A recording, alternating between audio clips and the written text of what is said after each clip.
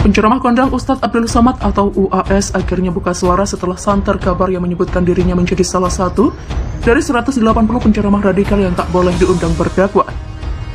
UAS menegaskan kabar masuknya ratusan penceramah masuk daftar Ustadz radikal ini dapat memantik keonaran di tengah masyarakat. Untuk itu dia meminta warga benar-benar menyaring informasi tersebut, jangan sampai itu adalah berita bohong. Adapun daftar 180 penceramah radikal itu ramai dibicarakan masyarakat setelah Ustadz Felix Yao mengunggah sebuah foto tangkapan layar pesan singkat WhatsApp di akun Instagram pribadinya.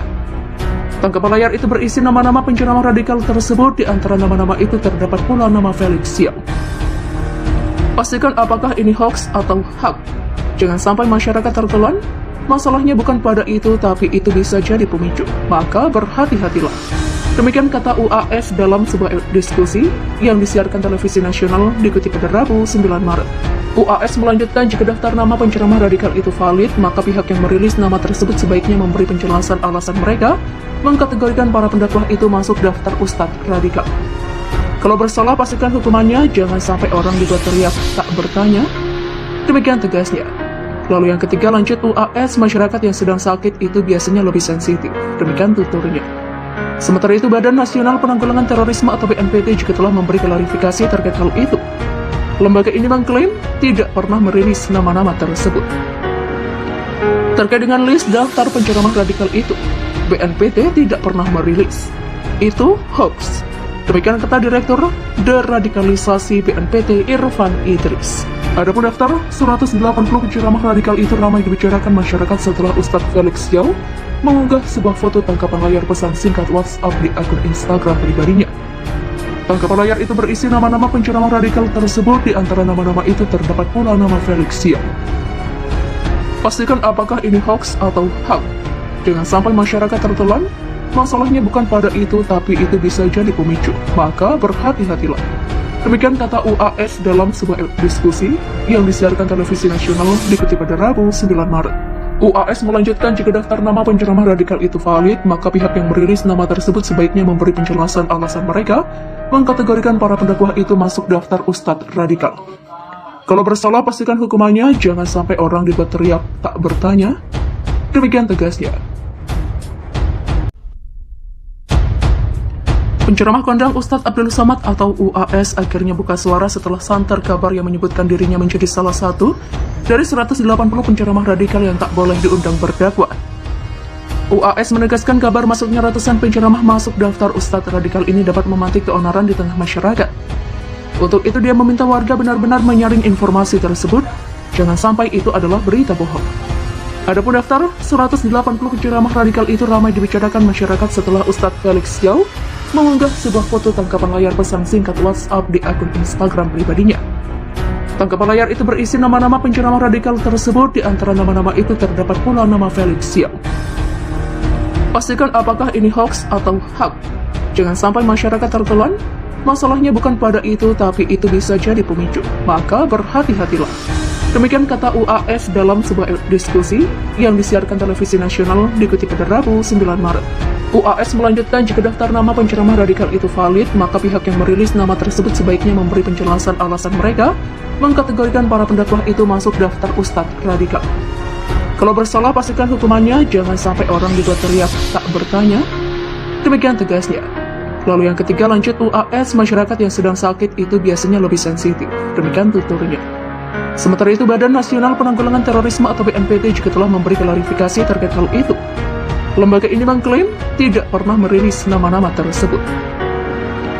Terkait dengan list daftar penceramah radikal itu, BNPT tidak pernah merilis. Itu hoax. Demikian kata Direktur Deradikalisasi BNPT Irfan Idris. Adapun daftar 180 penceramah radikal itu ramai dibicarakan masyarakat setelah Ustadz Felix Yao mengunggah sebuah foto tangkapan layar pesan singkat WhatsApp di akun Instagram pribadinya. Tangkapan layar itu berisi nama-nama penceramah radikal tersebut, di antara nama-nama itu terdapat pula nama Felix Yao. Pastikan apakah ini hoax atau hak. Jangan sampai masyarakat tertelan. Masalahnya bukan pada itu, tapi itu bisa jadi pemicu. Maka berhati-hatilah. Demikian kata UAS dalam sebuah diskusi yang disiarkan televisi nasional dikutip pada Rabu 9 Maret. UAS melanjutkan, jika daftar nama penceramah radikal itu valid, maka pihak yang merilis nama tersebut sebaiknya memberi penjelasan alasan mereka mengkategorikan para pendakwah itu masuk daftar ustadz radikal. Kalau bersalah, pastikan hukumannya, jangan sampai orang dibuat teriak tak bertanya. Demikian tegasnya.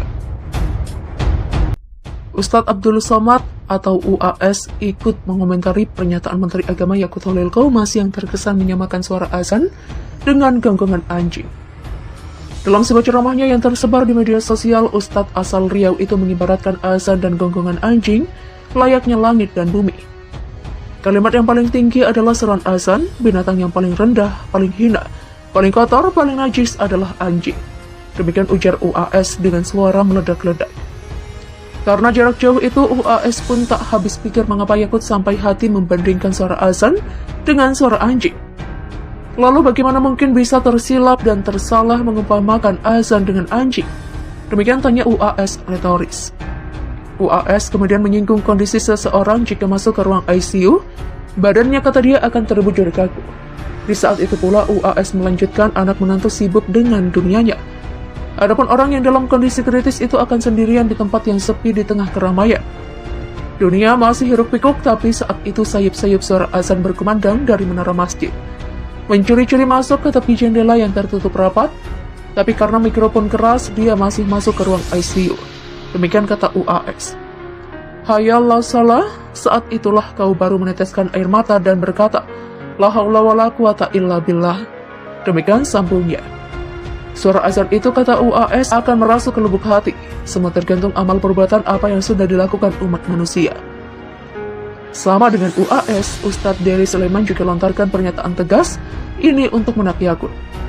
Dery Sulaiman menyebut aturan yang dikeluarkan oleh Menak tidak bisa diterapkan di Indonesia, karena 100% warganya muslim dan tak akan ada warga yang terganggu dengan suara azan. Justru Dery Sulaiman menyebut jika hanya iblis yang akan kepanasan mendengar suara azan. Aturan ini mungkin hanya berlaku di kota-kota besar ataupun di tempat-tempat muslim yang minoritas atau berimbang, demikian kata Dery Sulaiman. Tapi kalau di Aceh, di Sumatera Barat, di tempat-tempat yang 100% muslim ya, peraturan ini mesti diabaikan karena tidak akan ada orang yang bermasalah dengan suara azan. Kecuali iblis yang panas dengar suara azan itu setan. Demikian katanya. Di video yang berjudul video reaction, mestinya bukan hanya masjid tapi seluruh tempat ibadah itu. Dery Sulaiman tidak pernah merasa terganggu dengan bunyi dan simbol peringatan keagamaan lain. Saya tinggal di Bali lama dan saya tidak masalah dengar suara dengan suara hura, yang kadang luar biasa kerasnya bunyi gamelannya itu. Demikian katanya. Dery pun mempertegas agar peraturan yang dibuat Menak itu seharusnya tidak hanya diterapkan kepada umat Islam saja, tetapi juga agama yang lain. Lebih lanjut, Dery Sulaiman menyarankan agar peraturan tersebut seharusnya tidak hanya diterapkan kepada umat Islam saja, tetapi juga agama lain. Pastinya surat edaran Menteri Agama bukan khusus buat muslim, ini juga salah. Mestinya surat edaran ini untuk pengeras suara di tempat ibadah. Demikian ujarnya.